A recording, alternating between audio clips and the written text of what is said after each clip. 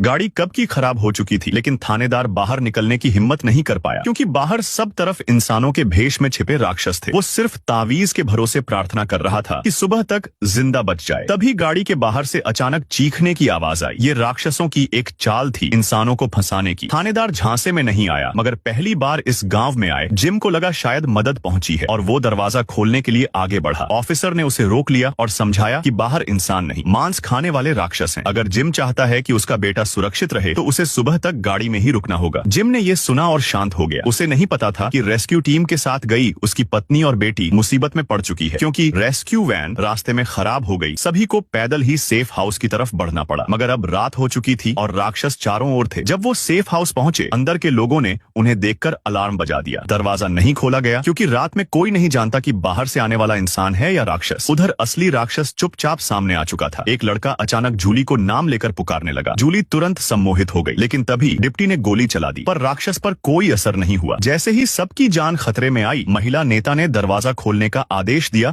और उनकी जान बची। मगर अंदर आते ही माँ बेटी को बांध दिया गया क्योंकि हर नए आने वाले के साथ ऐसा ही होता है, जिससे कोई राक्षस उनके बीच न घुस सके। फिर दोनों को अलग अलग करके रखा गया। महिला नेता ने समझाया कि यहाँ हर कोई किसी हादसे में फंसा है और किस्मत से वे अब तक जिंदा हैं। कई लोग रात में यहाँ पहुंचे और बिना कुछ समझे ही राक्षसों का शिकार हो गए, मगर उस औरत की चिंता खुद के लिए नहीं बल्कि अब भी वैन में फंसे पति और बेटे के लिए थी। उधर गाड़ी के बाहर की आवाजें अब भी जारी थीं। राक्षस गाड़ी की छत तक पहुंच गए थे। अफसर ने सबको समझाया कि जब तक तावीज है वे अंदर नहीं आ सकते। डर मत फैलाओ, शांत रहो। धीरे धीरे बाहर शांति छा गई, मगर आधी रात को जिम उठकर तावीज हटाने लगा। डॉक्टर ने देखा और रोकने की कोशिश की, पर तब तक देर हो चुकी थी। लेकिन ये सब एक बुरा सपना था। रात सकुशल बीत गई और सुबह रेस्क्यू टीम आ पहुंची। सब ठीक देखकर सभी ने राहत की सांस ली। अब नए लोगों को दो विकल्प दिए गए, या तो सेफ हाउस में रहें जहां सब साथ रहते हैं, या कस्बे के मकानों में। कस्बे में रहने के लिए हर शाम तावीज चेक करना होता है और जिनके पास बच्चे हैं उन्हें खिड़कियां बंद करनी पड़ती हैं क्योंकि राक्षस अक्सर बच्चों को बहका देते हैं। यहाँ सज्जा का भी नियम है। अगर किसी की वजह से कोई मारा गया तो उसे एक रात बिना तावीज के लोहे की कोठरी में रहना होगा, जो कि लगभग मौत का मतलब है। महिला ने पूछा, ये सज्जा पहले भी दी गई है क्या? पादरी ने कहा, आज पहली बार दी जाएगी। अब जिम के परिवार को रहने की जगह चुननी थी। सबको लगा चारों साथ रहेंगे, लेकिन बेटी ने अकेले सेफ हाउस चुना। शायद उसे लगा माँ बाप सिर्फ छोटे भाई से प्यार करते हैं, इसलिए उसने जिद पकड़ ली। माँ बाप ने बेटी को मनाने की कोशिश की, लेकिन अफसर ने बताया अब देर हो चुकी है, सबको अपने ठिकानों पर लौटना होगा। तसल्ली देने के लिए अफसर ने कहा कि उसका बेटा भी वहीं है और वो उसकी देखभाल करेगा। पादरी के निर्देश पर सभी चले गए और अब आई सज्जा की रात। एक आदमी जिसके वजह से उसकी पत्नी और बेटी की जान चली गई थी, उसे लोहे की कोठरी में बंद किया गया। अफसर ने 2 ताले और लगा दिए और दुआ की कि वो रात बच जाए, मगर दरवाजा बंद होते ही उसकी किस्मत भी तय हो गई। ये रात उसकी आखिरी साबित होने वाली थी।